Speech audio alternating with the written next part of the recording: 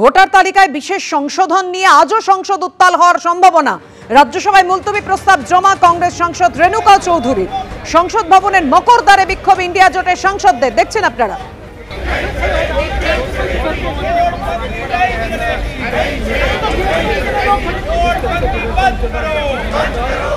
स्पष्ट रूप से बताए कि ऑपरेशन सिंदूर पर किस तारीख पर चर्चा होगी और एसआईआर को लेके किस तारीख पर चर्चा होगी।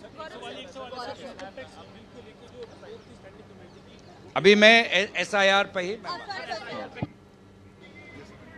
হাতে কালো কাপড় বেঁধে বিক্ষোভ দেখাচ্ছেন বিরোধীরা, পরনে তাদের কালো পোশাকও রয়েছে।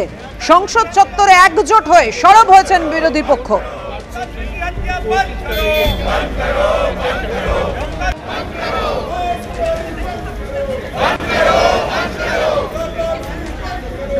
পহেলগাঁও হামলা, অপারেশন সিঁদুর, বিহারে ভোটার তালিকায় সংশোধন নিয়ে সংসদে সরব বিরোধীরা। সংসদে প্রধানমন্ত্রীর বিবৃতি দাবি করেছেন তারা।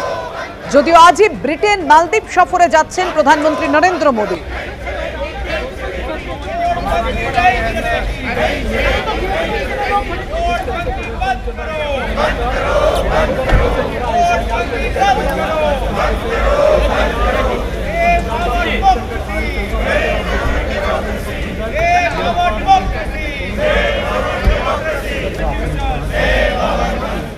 সংসদের পরিস্থিতির দিকে আমাদের নজর থাকবে, কেননা সংসদ উত্তাল হওয়ার সম্ভাবনা রয়েছে। বিরোধীরা যেভাবে বিক্ষোভ দেখাচ্ছেন বাইরে।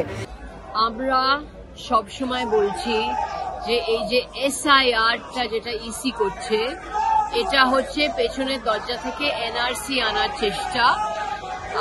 আমরা দেখছি যে প্রত্যেকটি বিজেপি রাজ্যে যেরকম ভাবে যারা বাংলা ভাষী, যারা বাংলা বলে, তাদের ওপরে অত্যাচার হচ্ছে আর আক্রমণ হচ্ছে, বাংলা ভাষার ওপর অত্যাচার হচ্ছে, বাংলাকে অপমানিত করা হচ্ছে আর বেঙ্গলকে অপমানিত করা হচ্ছে। তাই জন্য আমরা আজকে অনেকগুলো নোটিশ দিয়েছি। এখন এসআইআরটা বিহারে হচ্ছে, কিন্তু আসল লক্ষ্য হচ্ছে বেঙ্গল।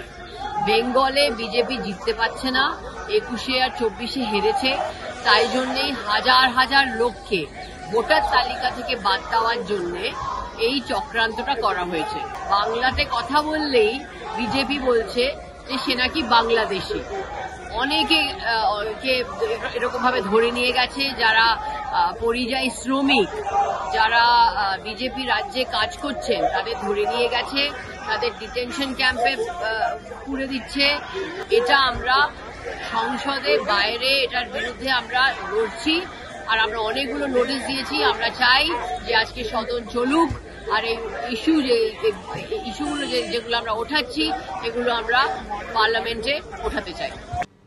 গত মঙ্গলবার ভারত থেকে বাংলাদেশে যাওয়ার সময় উত্তর দিনাজপুরের গোয়ালপুকুরের 2 বাসিন্দাকে ঘিরে সন্দেহ হয় কেন্দ্রীয় সরকারের অধীনস্থ কলকাতার ফরেনার্স রিজিওনাল রেজিস্ট্রেশন অফিসের আধিকারিকদের।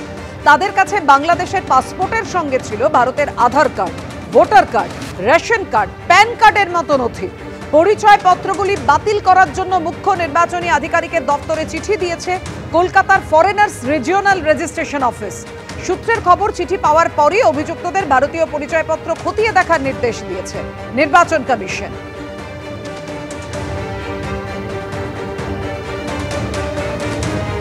ভুয়ো জব কার্ড বাতিলে এগিয়ে বিজেপি শাসিত রাজ্য, এমনটাই দাবি তুলে বিজেপিকে আক্রমণ করেছে তৃণমূল কংগ্রেস।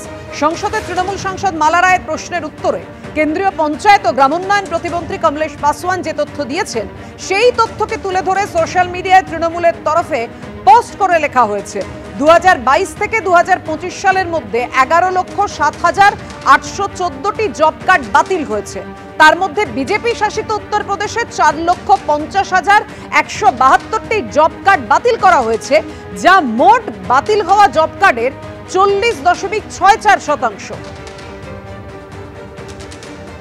কেন্দ্রীয় সরকারি হিসাব দিয়ে বলছেন যে 2024-25 আর্থিক বছরে পশ্চিমবঙ্গে মাত্র 2টি ভুয়ো জব কার্ড আইডেন্টিফাই হয়েছে এবং ডিলিট হয়েছে, যেখানে উত্তরপ্রদেশে 3,421টা, অনেক বেশি, গুজরাট বেশি, মধ্যপ্রদেশ বেশি। অনিয়ম থাকা সত্ত্বেও সেখানে টাকা দিচ্ছে, আর বাংলায় জেনুইনিটি থাকা সত্ত্বেও, ট্রান্সপারেন্সির টাকা সত্ত্বেও তারা টাকা আটকে দিচ্ছে। হাইকোর্ট বলেছে টাকা দিতে।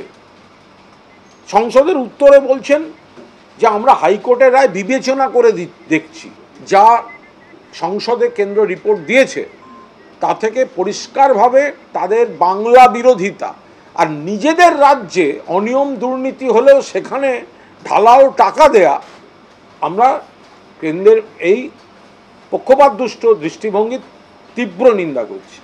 এখনো পর্যন্ত বাংলার সমস্ত ভুয়ো জব কার্ডের পরিসংখ্যান সামনে আসেনি। একথা কোনো তরফে দাবি করা হয়নি যে বিজেপি শাসিত রাজ্যে ভুয়ো জব কার্ড নেই বা দুর্নীতি সেখানে হয়নি, কিন্তু সেখানে দুর্নীতি হলে যারা দুর্নীতি করেছে তাদের চিহ্নিত করা হয়, ব্যবস্থা নেওয়া হয় এবং তাদের কাছ থেকে লুট করার টাকা উদ্ধার করা হয়, যেটা পশ্চিমবঙ্গে হয় না।